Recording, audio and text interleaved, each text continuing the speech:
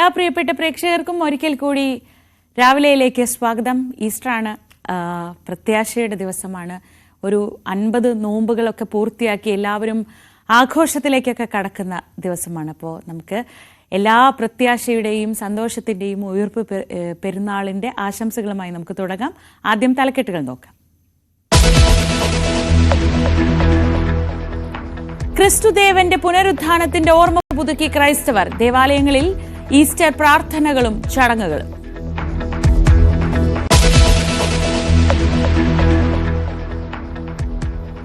ഷൈൻ ടോം ചാക്കോയുടെ മൊഴി ഇഴകീറി പരിശോധിക്കാൻ പോലീസ്. നാളെ വീണ്ടും ചോദ്യം ചെയ്യൽ. ഹോട്ടലിലെ സന്ദർശകരുടെ പട്ടികയും പരിശോധിക്കുന്നു. നടപടി ആലോചിക്കാൻ ഫിലിം ചേംബർ യോഗം നാളെ.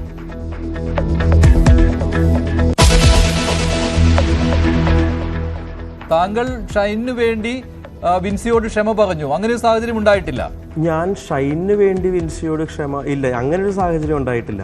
എൻ്റെ സെറ്റ് ലഹരി വിമുക്തമായിരുന്നു. എൻ്റെ മുമ്പിൽ ആരും ലഹരി ഉപയോഗിച്ചിട്ടല്ല വന്ന് ഇത്ര നന്നായി അഭിനയിച്ചു പോയിട്ടുള്ളത്.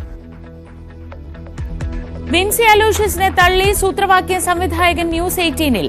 ഷൈനു വേണ്ടി വിൻസിയോട് മാപ്പ് പറഞ്ഞിട്ടില്ല. ഷൂട്ട് മുടങ്ങിയത് ഷൈൻ ടോമിന്റെ കണ്ണ് വിങ്ങിയതിനാൽ എന്നും യൂജിൻ Jose Chiramel prime ഡിബേറ്റിൽ.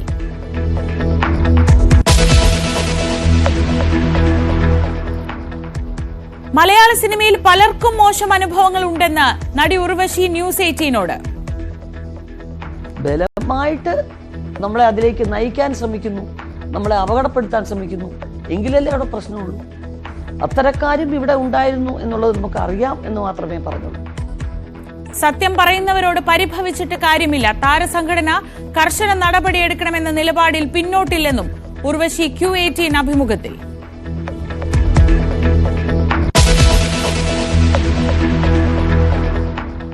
American vice president JD വാൻസിനെ വരവേൽക്കാൻ ഒരുങ്ങി രാജ്യം. നാളെ ഡൽഹിയിലെത്തും. പ്രധാനമന്ത്രിയുമായി കൂടിക്കാഴ്ച നടക്കും. വാൻസ് ഇന്ത്യയിലെത്തുന്നത് വത്തിക്കാൻ സന്ദർശനത്തിന് ശേഷം.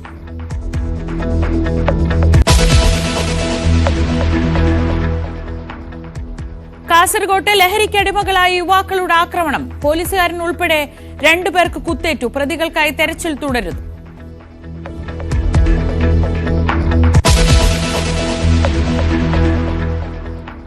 യേശുദേവന്റെ പുനരുത്ഥാനത്തിന്റെ ഓർമ്മ പുതുക്കുകയാണ് ലോകം. ക്രൈസ്തവ ദേവാലയങ്ങളിൽ ഇന്നലെ വൈകിട്ട് മുതൽ പ്രത്യേക പ്രാർത്ഥനകളും ആരാധനകളും നടക്കുന്നുണ്ട്. കലൂർ സെയിന്റ് ഫ്രാൻസിസ് സേവിയർ ദേവാലയത്തിൽ നിന്ന് നവമി ദിനേശ് ചേരുകയാണ്. നവമി, എല്ലാവരും ഈസ്റ്ററിന്റെ പ്രത്യാശയുടെ ഒക്കെ ഒരു സന്തോഷത്തിലും അതിന്റെ ആഘോഷത്തിലുമാണ്. എങ്ങനെയാണ് എറണാകുളത്തെ ഈസ്റ്റർ ആഘോഷങ്ങൾ?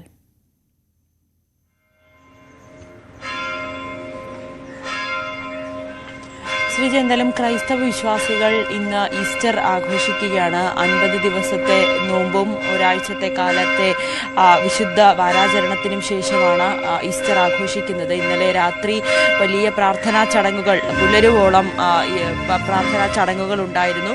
ഞാനിപ്പോൾ നിൽക്കുന്ന സെന്റ് ഫ്രാൻസിസ് സേവിയർ ചർച്ചിലാണ്. അവിടെ ഇന്ന് ഇപ്പോൾ കുർബാന നടക്കുകയാണ്. കുർബാന ഇപ്പോൾ ആരംഭിച്ചിട്ടുണ്ട്. വിശ്വാസികളൊക്കെ പള്ളികളിൽ എത്തിയിട്ടുണ്ട്. ഈ പള്ളിയിൽ നിന്നും പള്ളി കഴിഞ്ഞതിന് ശേഷമാണ് എല്ലാവരും വീട്ടിലെത്തി ഒത്തുചേർന്ന് ആഘോഷങ്ങൾ ആരംഭിക്കുന്നത്. ബന്ധുക്കളെല്ലാവരും ഒത്തുചേരുന്നു. കുട്ടികൾക്കൊക്കെ അവരുടെ ഒരു സൗഹൃദം പങ്കിടാൻ പറ്റുന്ന ഒരു സാഹചര്യം കൂടിയാണ്. അങ്ങനെ ഒരു 50 ദിവസത്തെ നോമ്പ് കാലത്തിന് ശേഷമാണ് ഇപ്പോൾ ഈസ്റ്റർ ആഘോഷം നടക്കുന്നത്. എറണാകുളം ജില്ലയിലെ വിവിധ പള്ളികളിൽ രാവിലെ കുർബാന നടക്കുന്നുണ്ട്. കുർബാനയ്ക്ക് ശേഷമായിരിക്കും മറ്റ് വീടുകളിൽ എല്ലാവരും ആഘോഷത്തിന്റെ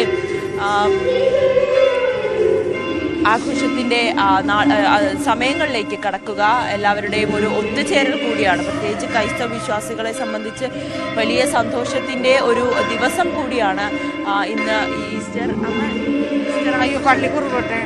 നല്ല പരിപാടി. വീട്ടിലെല്ലാവരും ഇന്ന് എന്തൊക്കെ ചെയ്യും? മക്കളെല്ലാവരും ഒന്നിച്ചിരുന്ന് അപ്പം മുറിച്ച് കുടുംബനാഥൻ അപ്പം മുറിച്ച് തന്ന് വലിയ സന്തോഷം. ഇപ്പൊ ഈസ്റ്റർ ഉയർപ്പിന്റെ ഇതല്ലേ.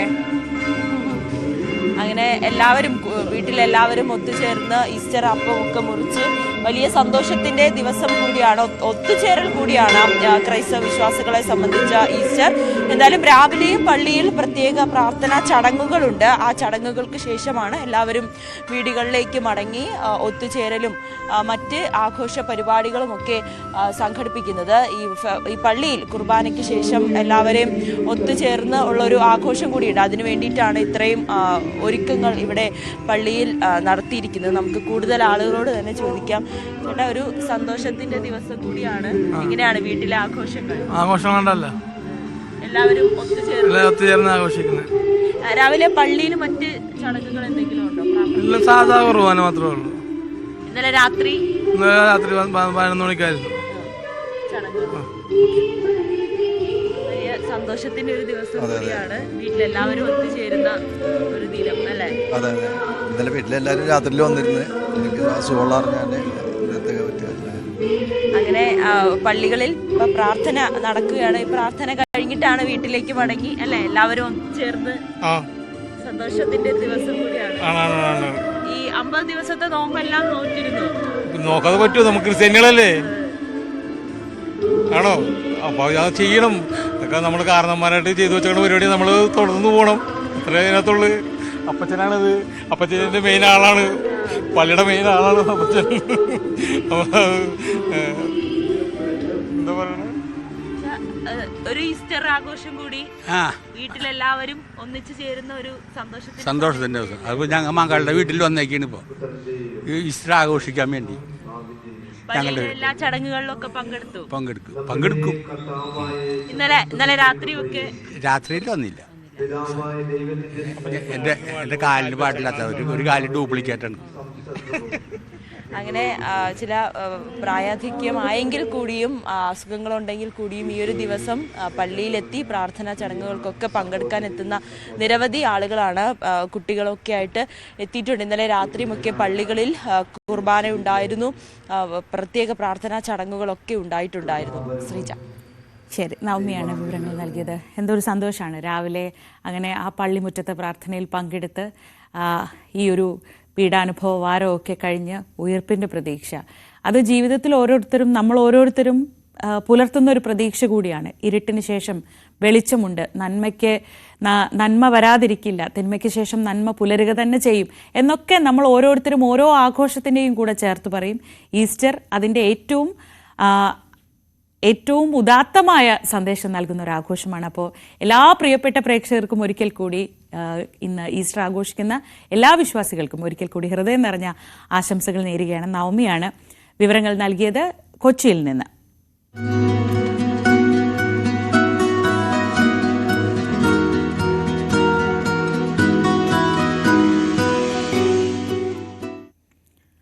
ഇനി നമ്മൾ ചില പ്രധാനപ്പെട്ട വാർത്തകളിലേക്ക് പോകുന്നു. മലയാളത്തിൻ്റെ പ്രിയപ്പെട്ട ഏറ്റവും പ്രിയങ്കരിയായ താരങ്ങളിൽ ഒരാളാണ് ഉർവശി. നമുക്കൊക്കെ ഏറ്റവും പ്രിയപ്പെട്ട ആൾ.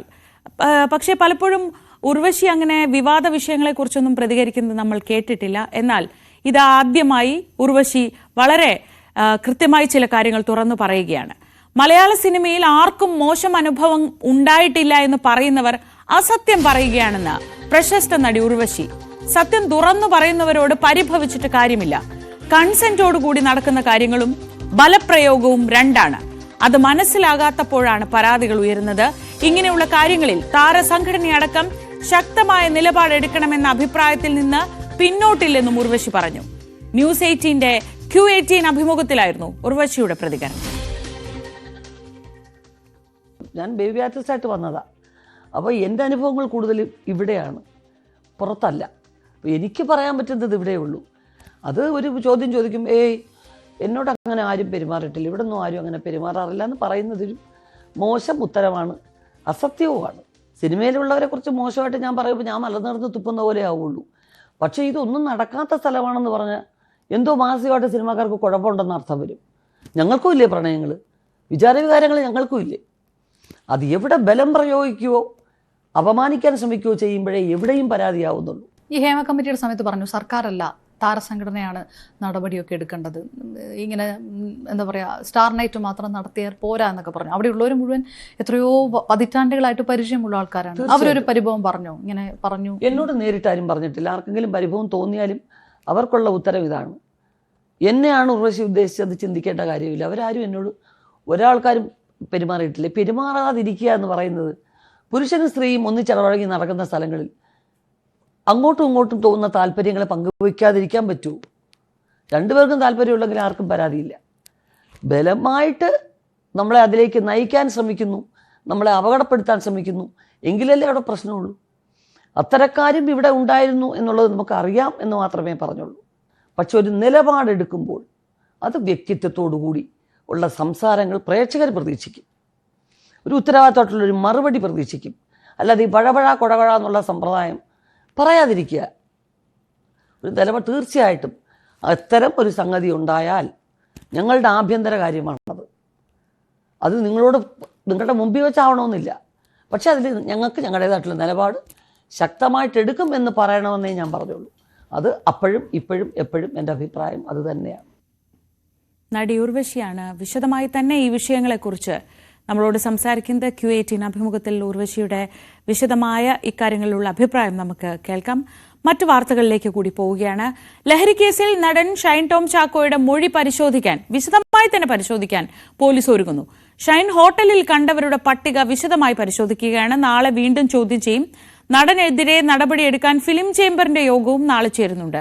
നവമി ദിനേശ് വിവരങ്ങളുമായി. നവമി, പോലീസിന് ആദ്യഘട്ടത്തിൽ കിട്ടുന്നത് പ്രാഥമികമായ വിവരങ്ങളാണ്. പക്ഷേ കൂടുതൽ കാര്യങ്ങൾ അറിയേണ്ടതുണ്ട്. പ്രത്യേകിച്ച് ആലപ്പുഴയിലെ ഹൈബ്രിഡ് കഞ്ചാവ് പിടിച്ച കേസുമായൊക്കെ ബന്ധപ്പെട്ട് കൂടുതൽ വിവരങ്ങൾ ഷൈനിൽ നിന്ന് കിട്ടേണ്ടതുണ്ട്. എന്താണിപ്പോൾ പോലീസിന്റെയും എക്സൈസിന്റെയും ആലോചനകൾ? എന്തൊക്കെയാണ് നമുക്ക് കിട്ടുന്ന വിവരങ്ങൾ?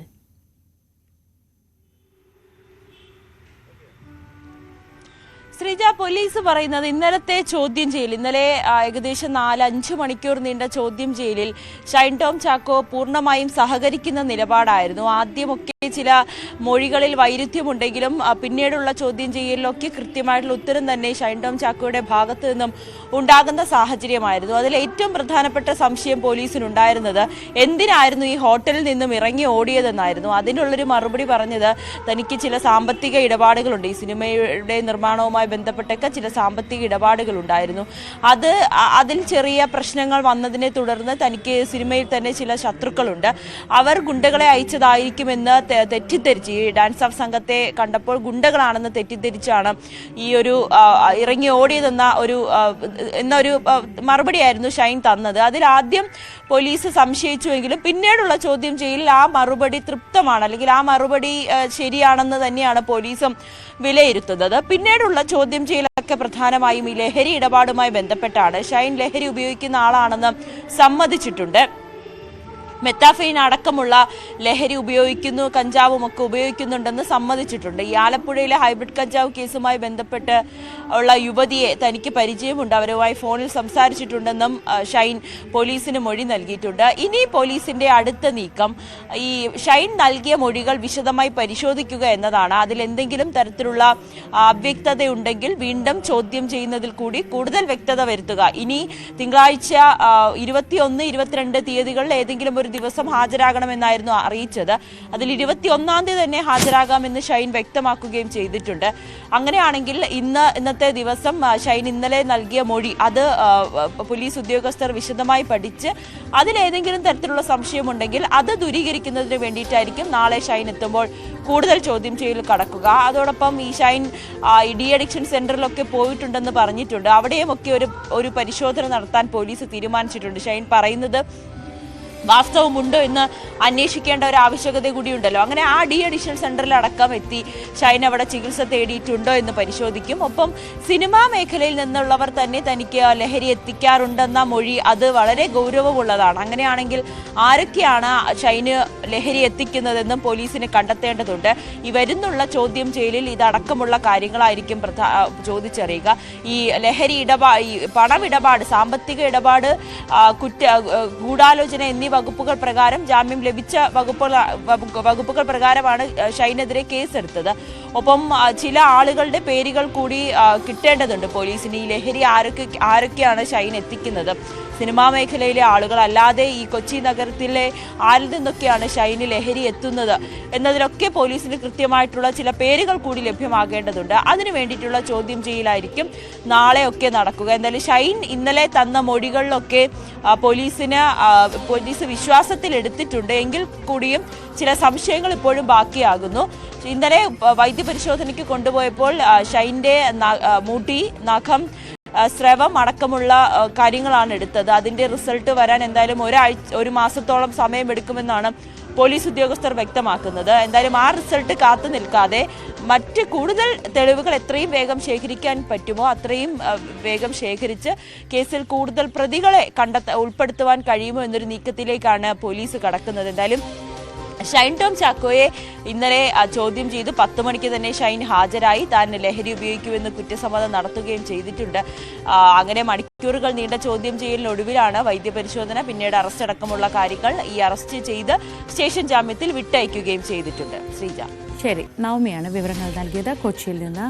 ഷൈൻ ടോം ചാക്കോയെ നാളെ വീണ്ടും പോലീസ് വിശദമായി തന്നെ ചോദ്യം ചെയ്യും എന്ന വിവരങ്ങളാണ് ലഭിക്കുന്നത്. ഷൈൻ കഴിഞ്ഞ ദിവസം നൽകിയ മൊഴി കൂടി അടിസ്ഥാനപ്പെടുത്തിയായിരിക്കും ഈ വിശദമായ ചോദ്യം ചെയ്യൽ. വിൻസി അലോഷ്യസിന്റെ പരാമർശം തള്ളുകയാണ് സൂത്രവാക്യം സിനിമയുടെ സംവിധായകൻ. ഷൈനു വേണ്ടി താൻ മാപ്പ് പറഞ്ഞിട്ടില്ലെന്ന് യൂജിൻ ജോസ് ചിറമേൽ. വിൻസി പറഞ്ഞതുപോലെ ഷൂട്ട് മുടങ്ങിയിട്ടില്ലെന്നും സംവിധായകൻ കൂട്ടിച്ചേർത്തു. ഷൈന്റെ കണ്ണ് വീങ്ങിയതിനാൽ ഷൂട്ട് മുടങ്ങി എന്നാണ് ആരോപണം. സംവിധായകന്റെ പ്രതികരണം ന്യൂസ് 18 പ്രൈം ഡിബേറ്റിലായിരുന്നു. അല്ല, താങ്കൾ ക്ഷമ പറയേണ്ട ഒരു സാഹചര്യം ഉണ്ടായിട്ടില്ല അല്ലേ? താങ്കൾ ഷൈനു വേണ്ടി വിൻസിയോട് ക്ഷമ പറഞ്ഞു, അങ്ങനെ ഒരു സാഹചര്യം ഉണ്ടായിട്ടില്ല. ഞാൻ ഷൈനു വേണ്ടി വിൻസിയോട് ക്ഷമ ഇല്ല, അങ്ങനെ ഒരു സാഹചര്യം ഉണ്ടായിട്ടില്ല. ഷൈൻ ലഹരി ഉപയോഗിച്ചാണ് വരുന്നത് എന്നുള്ള കാര്യം, അതാണല്ലോ വിൻസിയെ അൺകംഫർട്ടബിൾ ആക്കിയത്. വിൻസിക്ക് ബുദ്ധിമുട്ടുണ്ടാക്കിയത് ഷൈൻ ലഹരി ഉപയോഗിച്ച് വരുന്നതാണല്ലോ. അങ്ങനെ ഒരു പരാതി താങ്കളോട് പറഞ്ഞിട്ടില്ല എന്നാണോ? ലഹരി ഉപയോഗിച്ചാണ് ഇയാൾ ഈ സെറ്റിൽ വരുന്നത്, ഇയാളുമായി സഹകരിക്കാൻ ബുദ്ധിമുട്ടുണ്ട്, ഇങ്ങനെ ഒന്നും വിൻസി പറഞ്ഞിട്ടില്ല എന്നാണോ?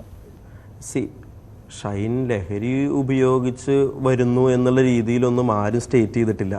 അതുപോലെ തന്നെ ആര് ഉപയോഗിച്ചിട്ടാണോ വരുന്നത്, ഞാൻ നേരത്തെ പറഞ്ഞല്ലോ, എൻ്റെ സെറ്റ് ലഹരി വിമുക്തമായിരുന്നു. എൻ്റെ മുമ്പിൽ ആര് ലഹരി ഉപയോഗിച്ചിട്ടല്ല വന്ന് ഇത്ര നന്നായി അഭിനയിച്ച് പോയിട്ടുള്ളത്.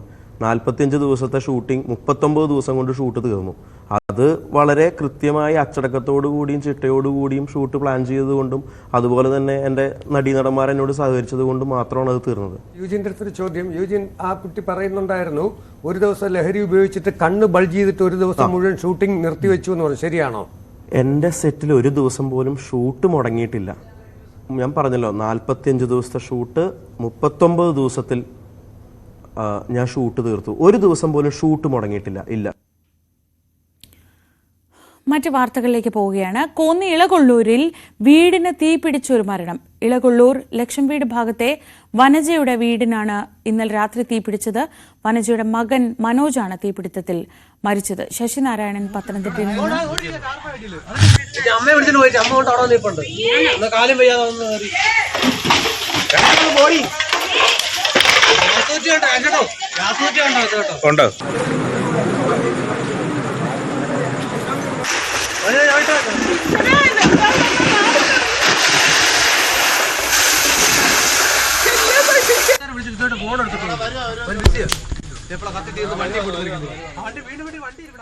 ശശിനാരായണൻ വിവരങ്ങൾ നൽകും. ശശി, എങ്ങനെയാണ് ഇങ്ങനെ ഒരു അപകടം ഉണ്ടായത്? ഈ വീടിന് തീപിടിച്ച സാഹചര്യം എന്താണ്?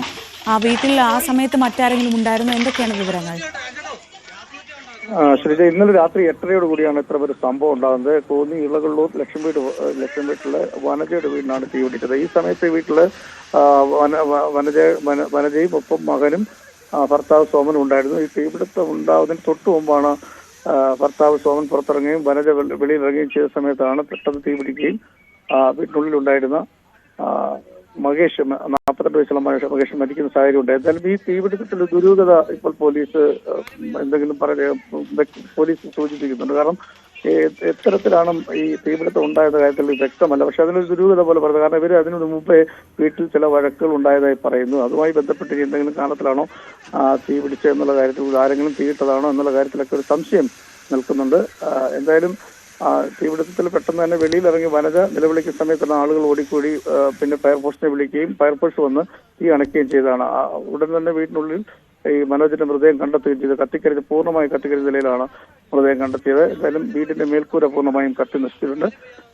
നിലവിൽ ഈ അയൽവാസികളൊക്കെ അടുത്തുണ്ടെങ്കിലും ഈ തീപിടുത്തം ഉണ്ടായ കാര്യം എങ്ങനെയാണെന്ന് അയൽവാസികൾ പോലും ഇപ്പോൾ പറയാത്തൊരു കാര്യമുണ്ട്. അതുകൊണ്ട് തന്നെ പോലീസ് കൃത്യമായി ഈ കാര്യം അന്വേഷിച്ചതിന് ശേഷമായിരിക്കും പറയുക.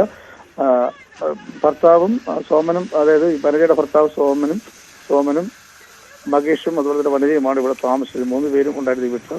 ഭർത്താവ് സോമൻ പുറത്തു പോയതിനു ശേഷമാണ് ഈ തീപിടുത്തമുണ്ടായത്. ആ തീപിടുത്തത്തിൽ ഇപ്പോഴും ഒരു ദുരൂഹത അയൽവാസികളൊക്കെ പറയുന്നുണ്ട്. ഈ കോളനിയാണ്, അപ്പോൾ തൊട്ട് വീടുകളൊക്കെ ഉണ്ടാവും. മറ്റു വീടുകളിലേക്കൊക്കെ തീ പടരുന്ന ഒരു സാഹചര്യം അങ്ങനെ എന്തെങ്കിലും ഉണ്ടായോ?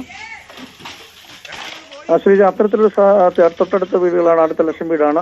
അടുത്ത വീടുകളിലേക്ക് തീ പടരാതിരിക്കാൻ നാട്ടുകാർ തന്നെയാണ് ആദ്യം ഈ തീ അണയ്ക്കാനുള്ള ശ്രമം നടത്തിയത്. പിന്നീടാണ് ഫയർഫോഴ്സിനെ വിളിച്ചത്. ഫയർഫോഴ്സ് വന്ന ഉടൻ തന്നെ തീ അണയ്ക്കുകയും ചെയ്തു. പക്ഷേ ഈ തീപിടുത്തം ഉണ്ടായ കാരണം എന്താണെന്ന് ഇപ്പോഴും വ്യക്തമല്ല. അതിലൊരു ദുരൂഹത ഉണ്ടെന്നുള്ള രീതിയിലാണ് നാട്ടുകാർ പറയുന്നത്. കാരണം ഇവർ 3 പേരും മാത്രമാണ് ഈ വീട്ടിൽ ഉണ്ടായിരുന്നത്. ഇന്നലെ രാത്രിയിലും ചെറിയ വഴക്കുകൾ പരസ്പരം ഉണ്ടായിരുന്നു. ചില സംസാരങ്ങളും വാക്കേറ്റങ്ങളും ഒക്കെ വീട്ടിലുണ്ടായിരുന്നു. അതിനുശേഷമാണ് ഈ സോമൻ എന്ന് പറയുന്ന ഈ മരണമടഞ്ഞ മകേഷിന്റെ ഈ അച്ഛൻ സോമൻ പുറത്തു പോയതിനു ശേഷം ആണ് പെട്ടെന്ന് തീപിടുത്തമുണ്ടായത്. ആ സമയത്ത് തന്നെ വനജ വീടിന്റെ വെളിയിൽ ഇറങ്ങുകയും ചെയ്തു. പക്ഷെ വീട്ടിനുള്ളിൽ മകേഷ് മാത്രമാണ് ഉണ്ടായത്. മകേഷ് വീട്ടിനുള്ളിൽ കത്തിക്കരിഞ്ഞ നിലയിലാണ് ഇപ്പോൾ ഉള്ളത്. പൂർണ്ണമായും മൃതദേഹം കത്തിക്കരിഞ്ഞ നിലയിലാണ്. മൃതദേഹം പത്തനംതിട്ട ജില്ലാ ആശുപത്രിയിലേക്ക് മാറ്റിയിട്ടുണ്ട്. പോസ്റ്റ്മോർട്ടം നടപടിയിൽ ശേഷമായിരിക്കും ഇക്കാര്യത്തിൽ എന്താണ് സംഭവിച്ചതെന്ന് അറിയാൻ കഴിയുള്ളൂ. എന്തായാലും ഇത്തരത്തിലൊരു സംഭവം നിലവിൽ സ്ഥിരമായി വഴക്കുണ്ടാക്കുന്ന ആളുകളാണ്. അങ്ങനെ ഒരു പ്രശ്നമുണ്ട്. അതാണ് ഇപ്പോൾ നിലവിൽ നമുക്ക് ഇവിടെ നിന്നും പങ്കുവെക്കാനുള്ളത്. പോലീസിക്ക് ഇത് വിവരം കൃത്യമായി അന്വേഷിച്ചതിന് ശേഷമായിരിക്കും നമുക്കിത് എന്താണ് തീപിടുത്തത്തിന്റെ കാരണമെന്ന് അറിയാൻ സാധ്യതയുള്ളൂ. ശശിനാരായണനാണ് വിവരങ്ങൾ നൽകിയത് പത്തനംതിട്ടയിൽ നിന്ന്. കാസർഗോഡ് കാഞ്ഞിരത്തുംകാലിൽ ലഹരിക്കടിമയായ യുവാക്കളുടെ ആക്രമണത്തിൽ പോലീസുകാരൻ ഉൾപ്പെടെ 2 പേർക്ക് കുത്തേറ്റു. ജിഷ്ണു, വിഷ്ണു എന്നിവരാണ് അക്രമം നടത്തിയത്. പ്രതികൾക്കായി തെരച്ചിൽ തുടരുകയാണ്. KV ബൈജു വിവരങ്ങളുമായി. ബൈജു, എപ്പോഴായിരുന്നു സംഭവം? എന്താണ് സംഭവിച്ചത്? ശ്രീജ, ബേഡകം പോലീസ് സ്റ്റേഷൻ പരിധിയിലെ കാഞ്ഞിരത്തുങ്കാൽ പുറത്തിക്കുണ്ട് എന്ന് പറയുന്ന സ്ഥലത്താണ് ഇന്നലെ രാത്രി 10-ഓടുകൂടി ഈ സംഭവം ഉണ്ടായത്. അതായത് ജിഷ്ണു, വിഷ്ണു എന്ന് പറയുന്ന 2 പേർ, ഇവർ സഹോദരങ്ങളാണെന്നാണ് പോലീസ് പറയുന്നത്. ഇവരെ ഇതുവരെ പിടികൂടാനായിട്ടില്ല. ഈ 2 കയ്യിൽ വാള് കെട്ടിയതിനു ശേഷം അവിടെ ഉണ്ടായിരുന്ന ആളുകൾക്ക് നേരെ വീശുകയും പിന്നീട് പോലീസ് എത്തിയപ്പോൾ പോലീസിന് നേരെയും ഇത്തരത്തിൽ വീശുകയും അങ്ങനെയാണ് സിവിൽ പോലീസ് ഓഫീസർക്കും ഈ അക്രമത്തിൽ പരിക്കേറ്റത്. ഈ സംഭവം പോലീസ് പറയുന്നത് അവിടെയുള്ള അധ്യാപക ദമ്പതിമാരുടെ വീട്ടിലെത്തി ഇരുവരും തമ്മിൽ പ്രശ്നമുണ്ടാക്കുകയായിരുന്നു. ഇത് കണ്ടറിഞ്ഞാണ് ഈ നാട്ടുകാർ അവിടെ ഓടിക്കൂടുന്നത്. അങ്ങനെ നാട്ടുകാർ ഇത് തടയാൻ ശ്രമിക്കുമ്പോഴാണ് ഇത്തരത്തിൽ നാട്ടുകാരെ ആയ സനീഷിനെ കുത്തേൽക്കുന്നത്. പിന്നീട് പോലീസ് എത്തി പോലീസ് ഇവരെ പിടികൂടാൻ ശ്രമിക്കുന്നതിനിടയിൽ പോലീസിന് നേരെയും ഇവർ ഇത്തരത്തിൽ വാള് ഈ കത്തി വീശുകയാണ് ഉണ്ടായത്. അങ്ങനെയാണ് ബേഡകം പോലീസ് സ്റ്റേഷനിലെ സിവിൽ പോലീസ് സൂരജിന് താടിക്ക് വെട്ടേറ്റത്. ഇയാൾക്കും പരിക്ക് ഗുരുതരമാണ്. ഈ 2 കൈകളിലും കത്തി കെട്ടിയാണ് ഇവർ അക്രമം നടത്തിയെന്നാണ് പോലീസ് പറഞ്ഞത്. ഇവർ കാസർഗോഡ് ജില്ലക്കാരല്ല, വാടകയ്ക്ക് താമസിക്കുന്നവരാണ്. ഏത് ജില്ലക്കാരാണെന്ന് ഇതുവരെ കണ്ടെത്താൻ പോലീസിന് ആയിട്ടില്ല. ഈ 2 പ്രതികൾക്കെതിരെയും വധശ്രമത്തിന്, അതായത് ഈ പോലീസ് ഓഫീസറുടെ പരാതിയിൽ വധശ്രമത്തിന് കേസെടുത്തിട്ടുണ്ട്. ഇയാളെ ഇതുവരെ പിടികൂടാനായിട്ടില്ല.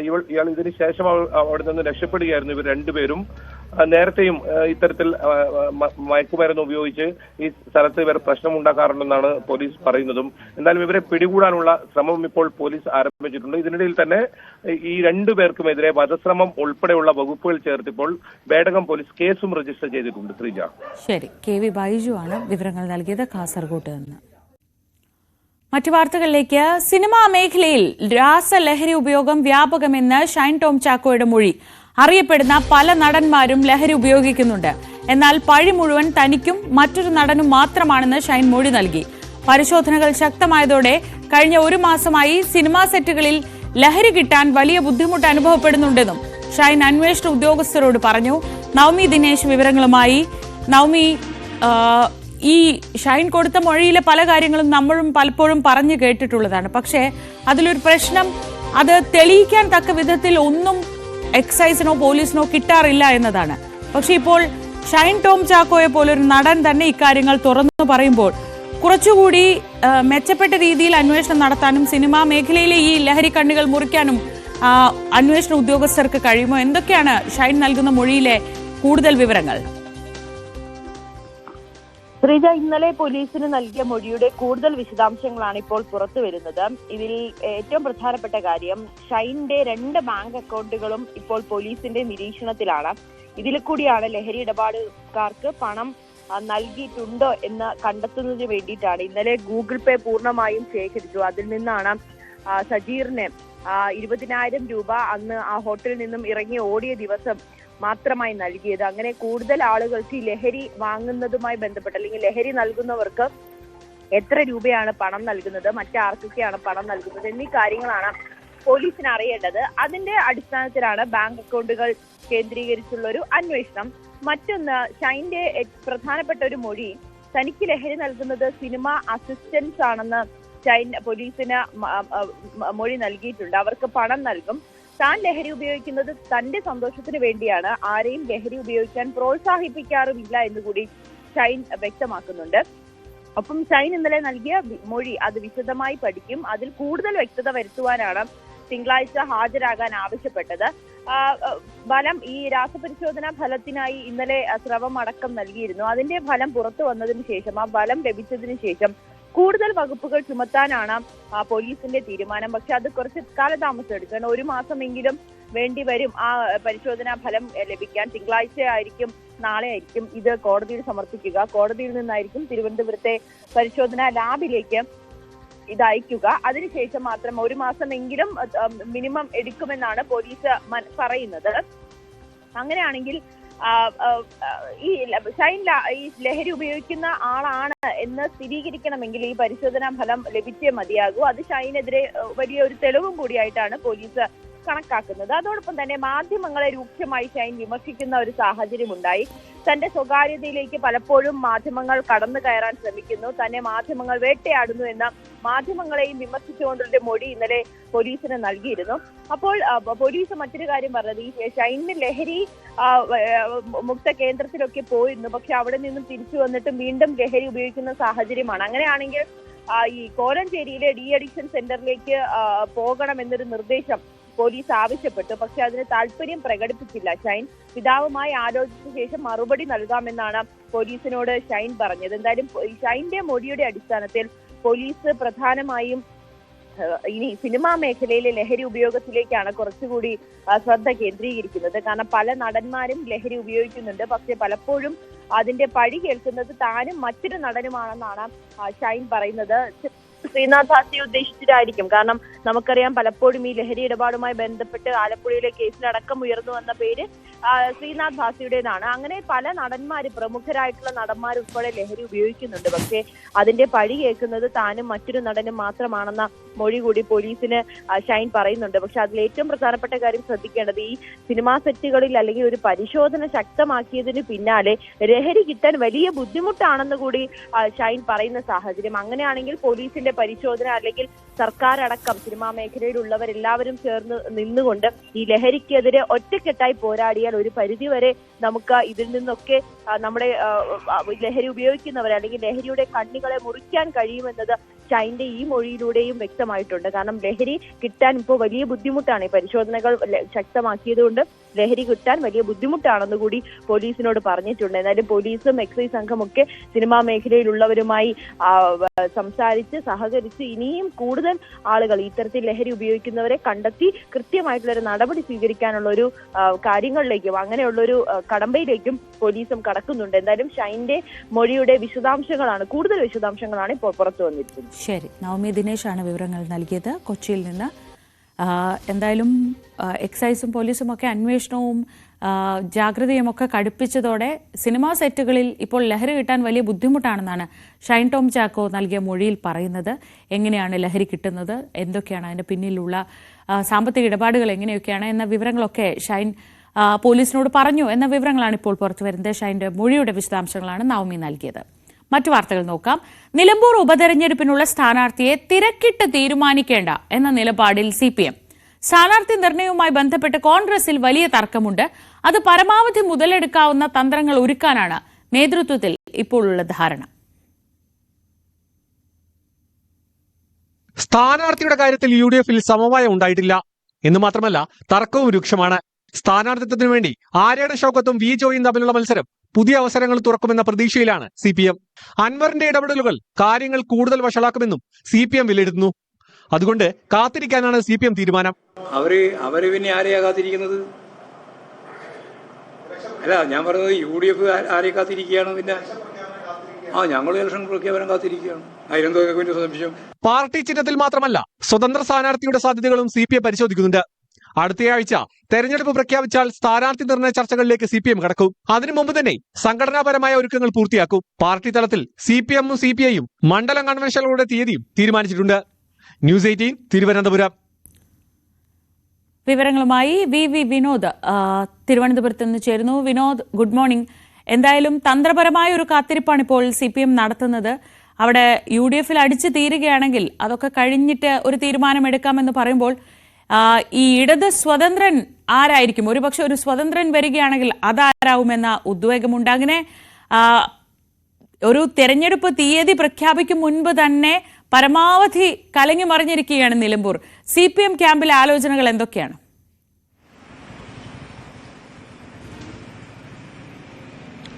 ശ്രീജ, അടുത്ത വർഷം 2026-ൽ അസംബ്ലി തിരഞ്ഞെടുപ്പ് വരികയാണ്. അതിനു മുമ്പുള്ളൊരു സെമി ഫൈനൽ, അങ്ങനെ തന്നെയാണ് നിലമ്പൂർ തിരഞ്ഞെടുപ്പിനെ മുന്നണികൾ കാണുന്നത്. മാത്രമല്ല തദ്ദേശ തിരഞ്ഞെടുപ്പ് കൂടി വരുന്നുണ്ട്. വലിയ തോതിൽ ഈ തിരഞ്ഞെടുപ്പ് തദ്ദേശ ഇലക്ഷനെ ബാധിച്ചില്ലെങ്കിലും ഈ വിജയം വളരെ പ്രധാനപ്പെട്ട ഒന്ന് തന്നെയാണ്. കാരണം ഏറ്റവും ഒടുവിൽ വരുന്ന ഒരു തിരഞ്ഞെടുപ്പ്, അതിൽ മേൽക്കൈ ഉണ്ടാക്കിയാൽ സ്വാഭാവികമായും തുടർന്നുള്ള തിരഞ്ഞെടുപ്പുകളിൽ ഇതിൻ്റെ ഒരു മൈലേജ് ഉണ്ടാകും. ഇതിൻ്റെ നേട്ടം പറഞ്ഞ് വോട്ടർമാരെ സമീപിക്കാൻ കഴിയും. ആ ഒരു വിലയിരുത്തലിലും കണക്കൂട്ടലിലും തന്നെയാണ് മുന്നണികൾ. കോൺഗ്രസിനെ സംബന്ധിച്ച് ആരെ സ്ഥാനാർത്ഥിയാക്കും, അതിൽ PV അൻവറിൻ്റെ നിലപാട് വളരെ നിർണായകമാണ്. അൻവർ രാജിവെച്ച് ഒഴിഞ്ഞ മണ്ഡലമാണ്. അൻവറിന് വലിയ സ്വാധീനമുള്ള മണ്ഡലമാണ്.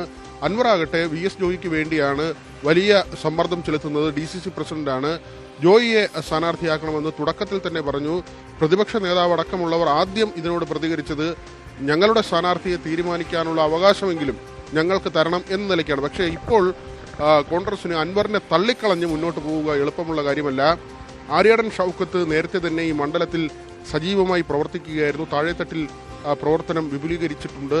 അദ്ദേഹം ഈ സ്ഥാനാർത്ഥിത്വം മുന്നിൽ കണ്ട് തന്നെയാണ്, അടുത്ത അസംബ്ലി തിരഞ്ഞെടുപ്പിലെ സ്ഥാനാർത്ഥിത്വം മുന്നിൽ കണ്ടാണ് ഈ തരത്തിൽ പ്രവർത്തനവുമായി മുന്നോട്ട് പോയത്. നേരത്തെ തന്നെ നേതൃത്വവുമായി ആശയവിനിമയം ഇക്കാര്യത്തിൽ ഉണ്ടാവുകയും ചെയ്തിരുന്നു. പക്ഷേ ഈ അൻവറിന്റെ രാജിയും അൻവർ സ്വീകരിക്കുന്ന നിലപാടും ഇതെല്ലാം തന്നെ പൊടുന്നനെ UDF-ലെ കാര്യങ്ങളെ മാറ്റിമറിക്കുകയാണ്. മാത്രമല്ല ഇവരെ രണ്ടുപേരെയും ഒഴിവാക്കി മറ്റൊരു സ്ഥാനാർത്ഥിയിലേക്ക് കോൺഗ്രസ് പോകുമോ എന്ന ഒരു ചോദ്യം കൂടി അവശേഷിക്കുന്നുണ്ട്. പക്ഷേ VS ജോയിക്ക് വേണ്ടി മുസ്ലിം ലീഗും നിശബ്ദമായ പിന്തുണ നൽകുന്നു എന്ന് തന്നെയാണ് മനസ്സിലാക്കുന്നത്. കാരണം ഷൗക്കത്തുമായി ലീഗ് അത്ര സുഖത്തിലല്ല. അൻവറിനെ വീട്ടിലെത്തി ഷൗക്കത്ത് നേരത്തെ കണ്ടിരുന്നു. പക്ഷെ അപ്പോഴും അൻവറിന്റെ മനസ്സ് മാറുന്ന ഒരു സാഹചര്യം ഉണ്ടായിരുന്നില്ല. അൻവറിനെ സംബന്ധിച്ചിടത്തോളം അടുത്ത തിരഞ്ഞെടുപ്പിൽ നിലമ്പൂർ മത്സരിക്കണമെങ്കിൽ ജോയി മാറിക്കൊടുക്കാം, ഇപ്പോൾ ജയിച്ചാലും അടുത്ത തിരഞ്ഞെടുപ്പിന് മാറിക്കൊടുക്കാം എന്നൊരു ധാരണ ജോയിയുമായി ഉണ്ടാക്കിയെന്ന വിവരങ്ങൾ പുറത്തു വരുന്നുണ്ട്. മാത്രമല്ല ഇപ്പോൾ അൻവർ തൃണമൂൽ കോൺഗ്രസിന്റെ ഭാഗമാണ്. തൃണമൂൽ കോൺഗ്രസിന് UDF-ലേക്ക് ഒരു പ്രവേശനം ലഭിക്കണമെങ്കിൽ ഇപ്പോൾ ഇങ്ങനെ ഒരു നീക്കം നടത്തേണ്ടതുണ്ട്. അതുകൊണ്ട് തന്നെ പല കാര്യങ്ങൾ കണക്കുകൂട്ടിയാണ് അൻവറിന്റെ നീക്കങ്ങൾ. LDF-ഉം വളരെ കരുതലോടുകൂടി തന്നെയാണ് പോകുന്നത്. സ്ഥാനാർത്ഥിത്വവുമായി അവിടുത്തെ സീറ്റുമായി ബന്ധപ്പെട്ടുള്ള ചർച്ചകൾ, അല്ലെങ്കിൽ CPI-യുടെ പോഷക സംഘടനകൾ, ആ നേതാക്കൾ ഉൾപ്പെടെയുള്ളവർ ചില അഭിപ്രായങ്ങൾ പറഞ്ഞെങ്കിലും CPM വളരെ കരുതലോടെയാണ് കാര്യങ്ങളെ സമീപിക്കുന്നത്. കാരണം ഷൗക്കത്തിന്റെ തീരുമാനം വളരെ നിർണായകമാണ്. അവിടെ ഒരു സ്വതന്ത്ര സ്ഥാനാർത്ഥി എന്ന നിലയ്ക്കൊക്കെ CPM ആലോചിക്കുന്നുണ്ട്. ഒരുപക്ഷെ ഷൗക്കത്ത് പിണങ്ങി മാറിയാൽ അതിൻ്റെ ഒരു സാധ്യത കൂടി CPM പരിശോധിക്കുന്നുണ്ട്. LDF പിന്നീട് ആ നിലയിലേക്ക് വരുന്ന സാഹചര്യം ഉണ്ടാകും. അവിടെ ഒരു വിജയം എന്നത് വളരെ പ്രധാനപ്പെട്ട കാര്യമാണ്. മാത്രമല്ല ഒരു നല്ല മത്സരം കാഴ്ചവെക്കുക എന്ന ഒരു ചിന്ത കൂടിയുണ്ട്. അങ്ങനെ വിട്ടുകളയാൻ പറ്റുന്ന ഒരു സീറ്റല്ല LDF-നെ സംബന്ധിച്ച്. മാത്രമല്ല മുഖ്യമന്ത്രിയുമായി കൊമ്പ് കോർത്താണ് അൻവർ പുറത്തേക്ക് പോകുന്നത്. അവിടെ CPM-ന്റെ ഒരു അഭിമാന പ്രശ്നം കൂടിയുണ്ട്. നല്ല മത്സരത്തിലേക്ക് കാര്യങ്ങളെ കൊണ്ടുപോവുക എന്ന ഒരു നോട്ടവും ചിന്തയും CPM-നുണ്ടാകും. പ്രത്യേകിച്ച് ആ ഒരു പാതയിലേക്ക് LDF വരുന്ന സാഹചര്യവും ഉണ്ടാകും. അവസാന ലാപ്പാണ്. അവിടെ ജയിക്കുക എന്ന വളരെ പ്രധാനപ്പെട്ട കാര്യം, അല്ലെങ്കിൽ വലിയ ഡാമേജ് ഇല്ലാതെ വോട്ട് വിഹിതം വർദ്ധിപ്പിച്ചുകൊണ്ട് ഒരു പോരാട്ടം കാഴ്ചവെക്കുക, ഇതൊക്കെ തന്നെയാണ് ഇടത് കേന്ദ്രം ചിന്തിക്കുന്നത്. ഏതായിരുന്നാലും അവരുടെ സ്ഥാനാർത്ഥിത്വവുമായി ബന്ധപ്പെട്ട ചർച്ചകൾ പ്രാഥമിക ചർച്ചകളാണ്. പക്ഷേ ഇതുവരെ അങ്ങനെ ഏതെങ്കിലും ഒരു തരത്തിൽ ഒരു സ്ഥാനാർത്ഥിയിലേക്ക് LDF എത്തിയിട്ടില്ല. പക്ഷേ ഷൗക്കത്ത് എടുക്കുന്ന നിലപാട് വളരെ നിർണായകമാവുകയും ചെയ്യും. ശ്രീജ. ശരി, വി വിനോദാണ് വിവരങ്ങൾ നൽകിയത്. സ്ഥാനാർത്ഥി നിർണയം അത്ര തിരക്കിട്ട് വേണ്ട, പതുക്കെ മതി എന്ന നിലപാടിലാണ് CPM ഉള്ളത് നിലമ്പൂരിൽ. എന്താണ് UDF ക്യാമ്പിൽ സംഭവിക്കുന്നത് എന്ന് കാത്തിരുന്ന് കാണാം എന്നൊരു നിലപാടാണ് ഇപ്പോൾ തൽക്കാലം അവർ എടുക്കുന്നത്. മറ്റു വാർത്തകളിലേക്ക് കൂടി പോകാം. സുപ്രീം കോടതിക്കും ചീഫ് ജസ്റ്റിസിനുമെതിരായ പാർട്ടി MPമാരുടെ വിമർശനം തള്ളി BJP. ഇത്തരം പ്രസ്താവനകളോട് ഒരു തരത്തിലും യോജിപ്പില്ലെന്ന് അധ്യക്ഷൻ JP നഡ്ഡ വ്യക്തമാക്കി. സുപ്രീം കോടതി ചീഫ് ജസ്റ്റിസ് മതയുദ്ധം ക്ഷണിച്ചു വരുത്തുന്നുവെന്നാണ് നിഷികാന്ത് ദുബെയുടെ പരാമർശമുണ്ടായിരുന്നത്. पार्लियामेंट को सभी कानून बनाने का अधिकार है, कानून की व्याख्या करने का अधिकार सुप्रीम कोर्ट का है. वो कह रहा है कि 3 महीने में जो है राष्ट्रपति बता दें कि क्या करना है, 3 महीने में गवर्नर बता दें कि क्या करना है, और उसके बाद आज जो है ये देश राम कृष्ण सीता राधा 12 ज्योतिर्लिंग से लेके 51 शक्तिपीठ का है. सनातन की परंपरा है, लाखों साल की परंपरा है. आप जब राम मंदिर का विषय होता है तो आप राम मंदिर में कहते हो कि कागज़ दिखाओ, कागज़ दिखाओ. कृष्ण जन्मभूमि का मामला आएगा मथुरा में तो कहोगे कागज़ दिखाओ. आप जब शिव की बात होगी, ज्ञानवापी मस्जिद की बात आएगी, कागज़ दिखाओ. और आज केवल आप मुगलों के आने के बाद जो मस्जिद बने हैं उसके लिए. അതേസമയം വഖഫ് നിയമത്തിൽ ഇന്നു മുതൽ രാജ്യവ്യാപക പ്രചാരണത്തിന് BJP തുടക്കമിടുകയാണ്. രാഗേഷ് വിവരങ്ങളുമായി. രാഗേഷ്, ഈ പ്രസ്താവനകളൊക്കെ BJP ദേശീയ അധ്യക്ഷൻ തള്ളുമ്പോഴും വഖഫ് നിയമവുമായി ബന്ധപ്പെട്ട് പ്രചാരണം നടത്തുമ്പോൾ ചില കാര്യങ്ങളൊക്കെ പറയേണ്ടി വരുമല്ലോ BJPക്ക്. ഏത് തരത്തിലുള്ളൊരു പ്രചാരണമാണ് അവർ ഉദ്ദേശിക്കുന്നത്? ഇപ്പോൾ മുനമ്പമായിരുന്നു അവരുടെ പ്രധാനപ്പെട്ട ഒരു ആയുധം. നമ്മൾ കണ്ടതാണ് പാർലമെന്റിൽ അടക്കം ആ ബില്ല് അവതരണ വേളയിലൊക്കെ മുനമ്പം ഉയർത്തിക്കാട്ടിയുള്ള സംസാരം. പക്ഷേ അത് ഏതാണ്ട് ഒരു ബലൂൺ പോലെ അതിലെ കാറ്റ് പോയി കഴിഞ്ഞു. ഇനി ഏത് തരത്തിലുള്ള പ്രചരണം നടത്താനാണ് ഇപ്പോൾ BJP ആലോചിക്കുന്നത്? ശ്രീജ, 2 ആഴ്ച നീണ്ടു നിൽക്കുന്ന ഒരു പ്രചാരണത്തിനാണ് ഏതായാലും BJP ആലോചിക്കുന്നത്. പ്രത്യേകിച്ച് മണ്ഡല അടിസ്ഥാനത്തിലും സംസ്ഥാന തലത്തിലും പ്രചാരണം എന്നാണ് BJP നിശ്ചയിച്ചിരിക്കുന്നത്. ഇതിനായി ഒരു സമിതിയൊക്കെ തന്നെ നിയോഗിച്ചിരുന്നു. മുൻ കേന്ദ്രമന്ത്രി കൂടിയായ രാധാ മോഹൻ സിംഗ് അധ്യക്ഷനായ സമിതിയാണ് ഇതിന് മേൽനോട്ടം വഹിക്കുക. അനിൽ ആന്റണി അടക്കമുള്ളവർ ഈ സമിതിയിൽ അംഗങ്ങളാണ്. അങ്ങനെ മെയ് 5-ാം തീയതി വരെ നീണ്ടു നിൽക്കുന്ന ഒരു പ്രചാരണമാണ് BJP ഉദ്ദേശിക്കുന്നത്. പ്രത്യേകിച്ച് ബീഹാറിലടക്കം തെരഞ്ഞെടുപ്പ് നടക്കാനിരിക്കുന്നു. അതുകൊണ്ട് തന്നെയാണ് പ്രത്യേകിച്ച് ഉത്തരേന്ത്യയിലടക്കം കേന്ദ്രീകരിച്ചുകൊണ്ട് പ്രചാരണത്തിലേക്ക് BJP പോകുന്നത്. കാരണം BJP നേതാക്കൾ പറയുന്നത് ഇതൊരിക്കലും മതസ്വാതന്ത്ര്യത്തിന്മേലുള്ള കടന്നുകയറ്റമല്ല, മറിച്ച് വഖഫിൽ കുറച്ചുകൂടി സുതാര്യത കൊണ്ടുവരിക, ആ ലക്ഷ്യത്തോടു കൂടിയാണ് ഇത്തരത്തിലൊരു നിയമവുമായി മുന്നോട്ട് പോയത്, ബില്ലുമായി മുന്നോട്ട് പോയത് എന്ന വാദമാണ് BJP ഉന്നയിക്കുന്നത്. ബീഹാർ നമുക്കറിയാം NDAക്ക് പ്രധാനപ്പെട്ട അല്ലെങ്കിൽ തുടർച്ചയായി ഭരണമുള്ളൊരു സ്ഥലമാണ്. അവിടെ JDU നിർണായകമായ സഖ്യകക്ഷിയാണ്. മുസ്ലിം വോട്ട് അവിടെ നിർണായകമാണ്. 20% മുസ്ലിം വോട്ടുണ്ട്. JDUവിൻ്റെ ഒരു പ്രധാനപ്പെട്ട വോട്ട് ബാങ്ക് കൂടിയാണിത്. അപ്പോൾ ഈ ഒരു സാഹചര്യത്തിൽ കൂടിയാണ് ഇത്തരമൊരു ക്യാമ്പയിനിലേക്ക് BJP പോകുന്നത്. പാർട്ടി MLAമാരുള്ള സ്ഥലമാണെങ്കിൽ ആ മണ്ഡലങ്ങളിൽ അവരായിരിക്കും നേതൃത്വം നൽകുക. അതല്ല ലോക്സഭാ മണ്ഡലം BJPയുടെ MP ആണെങ്കിൽ MPമാർ അങ്ങനെ നേതൃത്വം നൽകും. അങ്ങനെ മണ്ഡലാടിസ്ഥാനത്തിലും സംസ്ഥാന തലത്തിലും പ്രചാരണവുമായി മുന്നോട്ട് പോകുക. 2 ആഴ്ച അത്തരമൊരു ക്യാമ്പയിൻ വീടുകൾ കയറിയിറങ്ങി ക്യാമ്പയിൻ നടത്തും എന്നാണ് BJP വ്യക്തമാക്കിയിരിക്കുന്നത്. ഏതായാലും ഇപ്പോൾ വലിയ വിവാദത്തിന് ഇടവച്ചിരിക്കുന്നത് ജാർഖണ്ഡിലെ ഗോഡയിൽ നിന്നുള്ള സീനിയർ MP കൂടിയായ നിഷികാന്ത് ദുബെയുടെ പരാമർശമാണ്. ഇന്നലെ ആദ്യം എക്സിലാണ് അദ്ദേഹം ഇത്തരം വിമർശനം ഉന്നയിച്ചത്. അതായത് നിയമം കോടതി നിർമ്മിക്കുകയാണെങ്കിൽ പാർലമെന്റ് അടച്ചുപൂട്ടാം എന്ന് ആദ്യം എക്സിൽ കുറിച്ചു. അതിനുശേഷം വാർത്താ ഏജൻസികളോട് ഇക്കാര്യം പറഞ്ഞു. പക്ഷേ വാർത്താ ഏജൻസികളോട് ഇക്കാര്യം പറയുമ്പോൾ വിമർശനം കുറച്ചുകൂടി കടുപ്പിക്കുകയാണ് നിഷികാന്ത് ദുബെ ചെയ്തത്. അതായത് പാർലമെന്റിനാണ് നിയമം നിർമ്മിക്കാനുള്ള അധികാരമെന്ന് അദ്ദേഹം ആവർത്തിച്ചിരുന്നു. നിയമം വ്യാഖ്യാനിക്കലാണ് കോടതിയുടെ ജോലി എന്നാണ് അദ്ദേഹം പറഞ്ഞിരിക്കുന്നത്. മാത്രമല്ല സമീപകാലത്തുണ്ടായ കോടതിയുടെ ഇടപെടൽ തന്നെയാണ് നിഷികാന്ത് ദുബെയെ ചൊടിപ്പിച്ചിരിക്കുന്നതെന്ന് പറയാം. കാരണം ആദ്യം ഗവർണർമാർക്കും രാഷ്ട്രപതിക്കുമൊക്കെ തന്നെ ബില്ലുകളിൽ ഒപ്പിടാനുള്ള സമയപരിധി കോടതി നിശ്ചയിക്കുകയുണ്ടായി. അതിനുശേഷം കഴിഞ്ഞ ദിവസം വഖഫ് ബില്ലുമായി ബന്ധപ്പെട്ടുകൊണ്ട് വ്യവസ്ഥകളെ കോടതി ചോദ്യം ചെയ്തു. ഇടക്കാല ഉത്തരവ് തന്നെ കോടതിയുടെ ഭാഗത്തുനിന്നുണ്ടായി. അദ്ദേഹം അക്കാര്യങ്ങളൊക്കെ സൂചിപ്പിച്ചുകൊണ്ടാണ് ഇത്തരമൊരു വിമർശനം ഇപ്പോൾ നടത്തുകയും ചെയ്തിരിക്കുന്നത്. മാത്രവുമല്ല ചീഫ് ജസ്റ്റിസിനെ തന്നെ വിമർശിക്കുകയും ചെയ്യുന്നുണ്ട്. അതായത് മതയുദ്ധത്തിന് പ്രേരണ നൽകുന്നു എന്ന വിമർശനം പോലും, അത്തരം കടുപ്പിച്ച വിമർശനം പോലും നിഷികാന്ത് ദുബെയുടെ ഭാഗത്തുനിന്നുണ്ടായി. ഈ ഒരു സാഹചര്യത്തിൽ വലിയ വിമർശനം പ്രതിപക്ഷ പാർട്ടികളിൽ നിന്നുണ്ടായിട്ടുണ്ട്. പ്രതിപക്ഷ പാർട്ടികൾ ഒന്നടങ്കം ഇതിനെ ചോദ്യം ചെയ്തുകൊണ്ട് രംഗത്ത് വന്നു. ഈ ഒരു പശ്ചാത്തലത്തിലാണ് രാത്രി ഏറെ വൈകി JP നഡ്ഡ ഏതായാലും ഈ വിഷയത്തിൽ പ്രതികരണവുമായി വന്നിട്ടുള്ളത്. JP നഡ്ഡ വ്യക്തമാക്കിയ കാര്യം ഇത് നിഷികാന്ത് ദുബെയെ പിന്തുണച്ച UPയിൽ നിന്നുള്ള നേതാവായ ദിനേശ് വർമ്മയുടെയോ ഒന്നും തന്നെ നിലപാടുകളോട് പാർട്ടിക്ക് യോജിപ്പില്ല. അത് തികച്ചും വ്യക്തിപരമാണ്. മാത്രവുമല്ല, ജനാധിപത്യത്തിൽ അവിഭാജ്യ ഘടകമാണ് കോടതികൾ. ആ കോടതി പുറപ്പെടുവിക്കുന്ന ഉത്തരവുകളെല്ലാം തന്നെ മാനിക്കുന്നു. അതുകൊണ്ട് തന്നെ ഇത്തരം പരാമർശങ്ങൾ ഈ രണ്ട് നേതാക്കളും നടത്തുകയോ മറ്റേതെങ്കിലും നേതാക്കൾ അത് ഏറ്റുപിടിക്കുകയോ ചെയ്യരുത് എന്നാണ് ഇപ്പോൾ JP നഡ്ഡ വ്യക്തമാക്കിയിരിക്കുന്നത്. ശ്രീജ. PR രാഗേഷാണ് നാഷണൽ ഡെസ്കിൽ നിന്ന് വിവരങ്ങൾ നൽകിയത്. പശ്ചിമ ബംഗാളിലെ മുർഷിദാബാദിൽ നടന്ന അക്രമവുമായി ബന്ധപ്പെട്ട 2 ഹർജികൾ നാളെ സുപ്രീംകോടതി പരിഗണിക്കും. Justice Suryakant Mishra, justice N Kotiswar Singh എന്നിവരടങ്ങിയ ബെഞ്ചാണ് വാദം കേൾക്കുക. സംഭവത്തിൽ കോടതി മേൽനോട്ടത്തിലുള്ള SIT അന്വേഷണം നടത്തണമെന്നും ക്രമസമാധാന പാലനത്തിലെ പരാജയത്തെക്കുറിച്ച് പശ്ചിമ ബംഗാൾ സർക്കാരിൽ നിന്ന് വിശദീകരണം തേടണമെന്നും ഹർജികളിൽ ആവശ്യപ്പെടുന്നു. അഭിഭാഷകരായ ശശാങ്ക് ശേഖർ ഝാ, വിശാൽ തിവാരി എന്നിവരാണ് പൊതു താൽപര്യ ഹർജികൾ സമർപ്പിച്ചിരിക്കുന്നത്. മുർഷിദാബാദിൽ നടന്ന വർഗീയ ആക്രമണങ്ങളെ പശ്ചിമ ബംഗാൾ ഗവർണർ CV ആനന്ദ് ബോസ് അപലപിച്ചിരുന്നു. നാളെ ഇന്ത്യയിലേക്ക് ഒരു അതിഥി എത്തുന്നു. അത് American vice president James David Vance ആണ്. വാൻസിനെ സ്വീകരിക്കാൻ ഒരുങ്ങിയിരിക്കുകയാണ് രാജ്യം. ന്യൂഡൽഹിയിൽ പ്രധാനമന്ത്രി നരേന്ദ്രമോദിയുമായി വാൻസ് കൂടിക്കാഴ്ച നടത്തും. പിന്നീട് ജയ്പൂർ സന്ദർശിക്കും. ഇന്നലെ റോമിൽ US vice president, Vatican state secretary cardinal Pietro പരോളിനെയും വിദേശകാര്യമന്ത്രി ആർച്ച് ബിഷപ്പ് പോൾ ഗാലഗറിനെയും കണ്ടിരുന്നു. US വൈസ് പ്രസിഡന്റായി സ്ഥാനമേറ്റതിനു ശേഷം വാൻസിന്റെ ആദ്യ ഔദ്യോഗിക സന്ദർശനമാണിത്. സാമ്പത്തിക സഹകരണം, പ്രതിരോധ പങ്കാളിത്തം, പ്രാദേശിക സുരക്ഷ എന്നിവയിൽ ശ്രദ്ധ കേന്ദ്രീകരിച്ച് അമേരിക്കയും ഇന്ത്യയും തമ്മിലുള്ള തന്ത്രപരമായ ബന്ധം ശക്തിപ്പെടുത്തുക എന്നതാണ് സന്ദർശനത്തിന്റെ ലക്ഷ്യം. പ്രധാനമന്ത്രി നരേന്ദ്രമോദിയുടെ US സന്ദർശന ഘട്ടത്തിൽ തീരുമാനിച്ച 10 വർഷത്തെ പ്രതിരോധ സഹകരണവുമായി ബന്ധപ്പെട്ട ചർച്ചകൾ ഈ ഘട്ടത്തിലുണ്ടാകും. ഉഭയകക്ഷി വ്യാപാര കരാറിന് അടുത്ത ഘട്ട ചർച്ചകൾ JD വാൻസിന്റെ സന്ദർശന വേളയിൽ ഉണ്ടാകുമെന്നാണ് കരുതപ്പെടുന്നത്. 2030ഓടെ ഉഭയകക്ഷി വ്യാപാരം $500 ബില്യൺ ഉയർത്തുക എന്നതാണ് ദീർഘകാല ലക്ഷ്യം. എന്നാൽ ട്രംപ് ഭരണകൂടം താരിഫുകളിൽ കടുത്ത നിലപാട് സ്വീകരിച്ചതോടെ ചർച്ചകൾ ഇപ്പോഴും പുരോഗമിക്കുകയാണ്.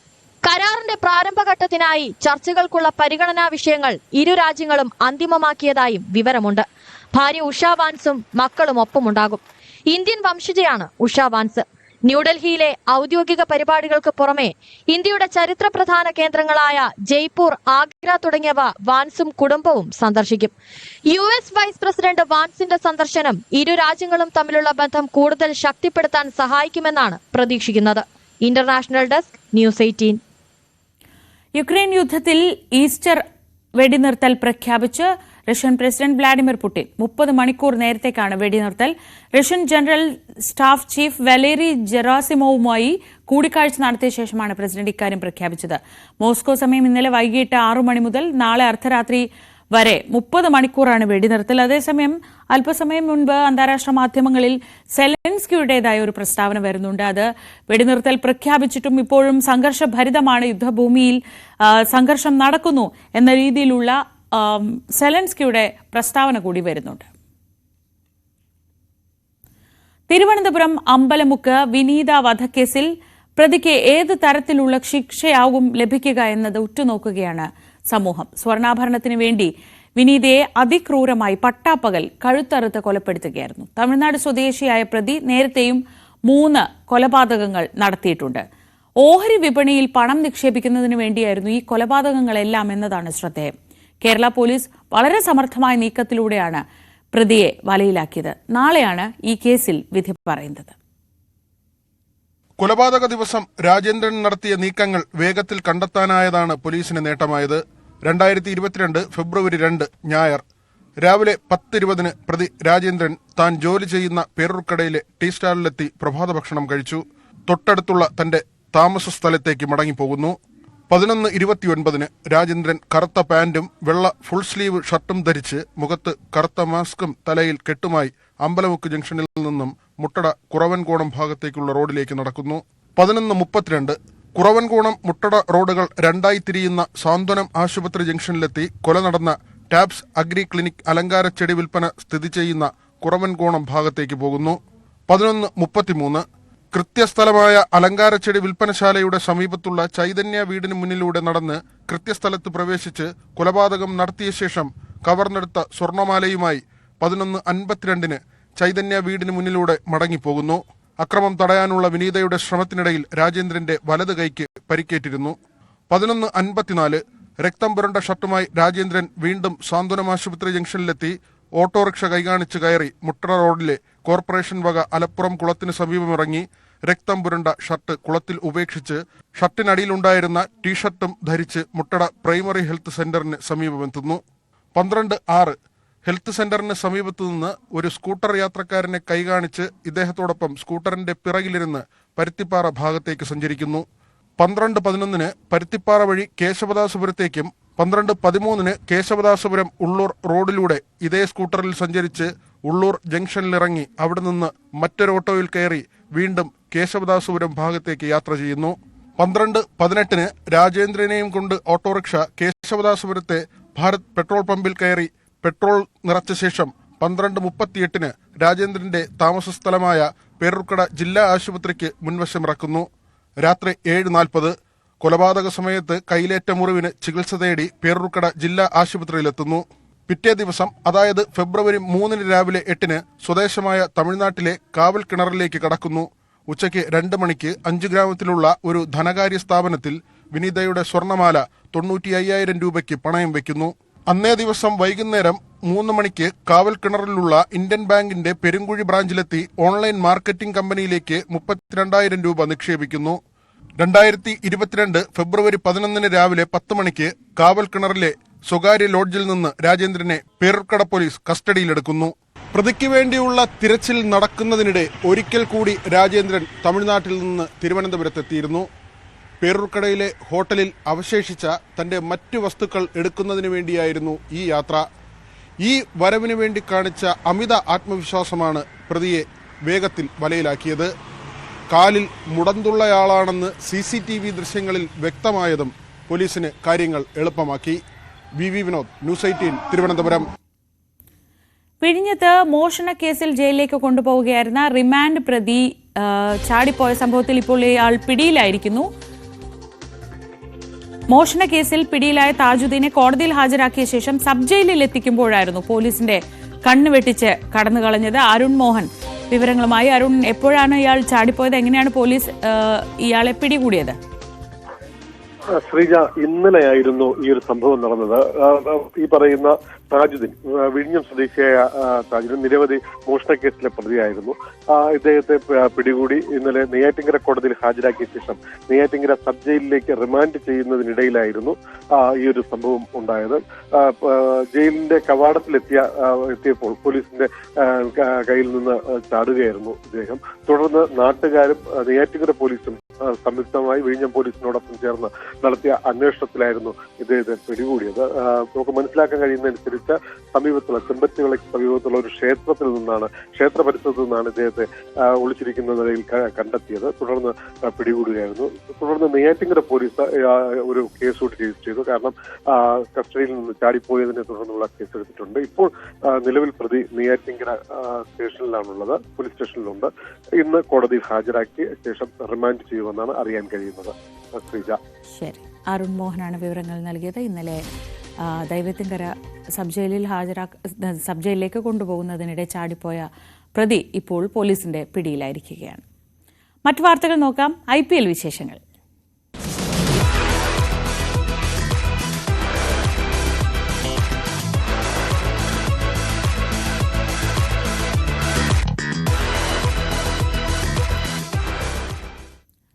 IPL-ൽ രാജസ്ഥാൻ റോയൽസിന് തുടർച്ചയായ 4ാം തോൽവി. 2 റൺസിനാണ് രാജസ്ഥാൻ മത്സരം കൈവിട്ടത്. ലക്നൌ പേസ് ബോളർ ആവേശ് ഖാന്റെ പ്രകടനമാണ് സൂപ്പർ ജയന്റ്സിന് ജയം സമ്മാനിച്ചത്. 14 വയസ്സുകാരനായ രാജസ്ഥാന്റെ വൈഭവ് സൂര്യവംശി IPL-ൽ കളിക്കുന്ന ഏറ്റവും പ്രായം കുറഞ്ഞ താരവുമായി.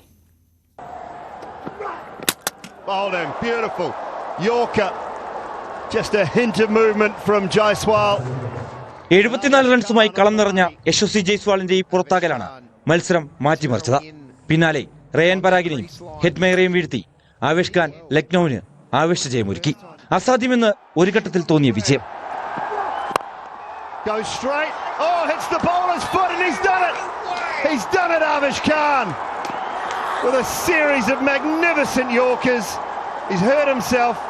തകർപ്പൻ തുടക്കമായിരുന്നു രാജസ്ഥാന് ജയ്സ്വാളും കുട്ടി ക്രിക്കറ്റർ വൈഭവും നൽകിയത്. നേരിട്ട ആദ്യ പന്ത് തന്നെ സിക്സർ പായിച്ചായിരുന്നു വൈഭവിന്റെ അരങ്ങേറ്റം. 3 വട്ടം അതിർത്തിയിലേക്ക് പന്ത് പായിച്ച വൈഭവ് എതിരാളികളുടെ പോലും മനം കവർന്നു.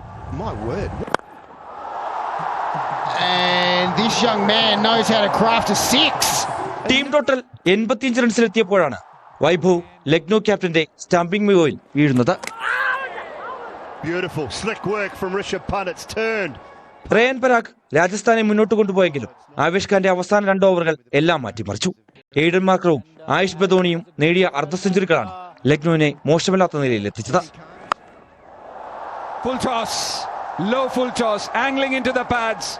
ഏഴാമനായെത്തിയ അബ്ദുൾ സമദ് 10 പന്തിൽ 30 റൺസിന്റെ ഈസ്റ്റർ വെടിക്കെട്ട് ഒരുക്കിയതോടെ ഭേദപ്പെട്ട നിലയിൽ നിന്ന് മികച്ച സ്കോറിലേക്ക് എത്തി സൂപ്പർ ജയൻസ്. സന്ദീപ് ശർമ്മയുടെ അവസാന ഓവറിൽ റോയൽസിന് വഴങ്ങേണ്ടി വന്നത് 27 റൺസാണ്. കേവലം 2 റൺസിന് തോറ്റ രാജസ്ഥാനെ ഏറ്റവും കൂടുതൽ നിരാശപ്പെടുത്തുന്നതും ഈ അവസാന ഓവറാകും. Sports desk, news 18.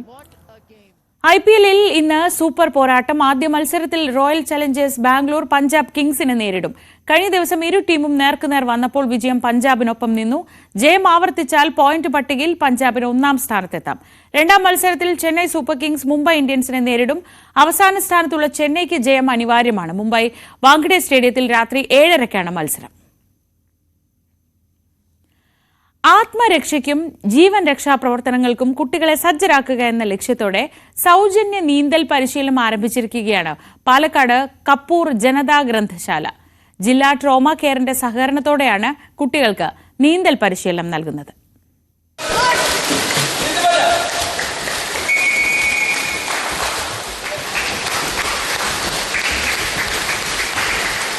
വേനലവധി ആരംഭിച്ചതോടെ വെള്ളക്കെട്ടിൽ വീണ് കുട്ടികൾക്ക് അപകടം സംഭവിക്കുന്നത് പതിവാണ്. നീന്തൽ വശമില്ലാത്തതാണ് പ്രധാന കാരണം.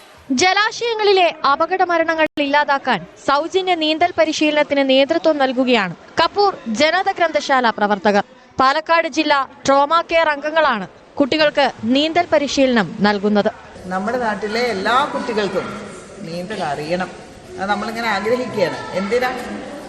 വെക്കേഷൻ കാലയളവിൽ നിങ്ങളെപ്പോഴും പത്രം വായിക്കുന്നുണ്ടാവും അല്ലേ? കുട്ടികൾ കുളത്തിൽപ്പെട്ടു, പുഴയിൽപ്പെട്ടു അല്ലേ? എത്ര വാർത്തകളാണ് നമ്മളങ്ങനെ കാണുന്നത്.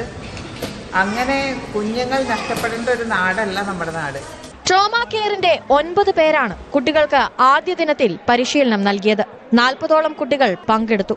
3 ദിവസങ്ങളിലാണ് നീന്തൽ പരിശീലനം നൽകുന്നത്. നമുക്ക് എക്യുപ്മെന്റ്സ് കിട്ടുകയാണെങ്കിൽ പാലക്കാട് ജില്ലയിലെ മുഴുവൻ പഞ്ചായത്തുകളിലും മുനിസിപ്പാലിറ്റികളിലും പാലക്കാട് ജില്ലാ ട്രോമ കെയർ വളരെ സൗജന്യമായി എല്ലാ പ്രദേശത്തുള്ള കുട്ടികൾക്കും, ചെറുതും വലുതും എല്ലാ കുട്ടികൾക്കും, വലിയ മുതിർന്ന ആളുകൾക്കും നമുക്ക് നീന്തൽ പരിശീലനം കൊടുക്കാൻ പാലക്കാട് ജില്ലാ ട്രോമ കെയർ സന്നദ്ധരാണ്. ഭാരതപ്പുഴയും നിരവധി കുളങ്ങളും തോടുകളും വെള്ളക്കെട്ടുകളുമുള്ള സ്ഥലമായ പട്ടാമ്പി തൃത്താല മേഖലകളിൽ നിരവധി മുങ്ങിമരണങ്ങൾ സംഭവിച്ചിട്ടുണ്ട്. കൂടുതലും കുട്ടികളാണ് അപകടത്തിൽ മരണപ്പെട്ടിട്ടുള്ളത്. പ്രധാനമായും കുട്ടികൾക്ക് നീന്തൽ അറിയാത്തതാണ് മുങ്ങിമരണങ്ങൾ വർദ്ധിക്കാൻ കാരണമായിട്ടുള്ളത്. ഈ സാഹചര്യത്തിലാണ് കപ്പൂർ ജനത ഗ്രന്ഥശാലയുടെ ആഭിമുഖ്യത്തിൽ ഇത്തരത്തിൽ നീന്തൽ പരിശീലനം ആരംഭിച്ചത്. ന്യൂസ് 18 പാലക്കാട്. ഇതോടെ രാവിലെ തൽക്കാലം ഒരു ബ്രേക്ക് എടുക്കുകയാണ്. അതിനുശേഷം നമുക്ക് വാർത്തകളും വിശേഷങ്ങളും ഒക്കെയായി മടങ്ങിയെത്താം.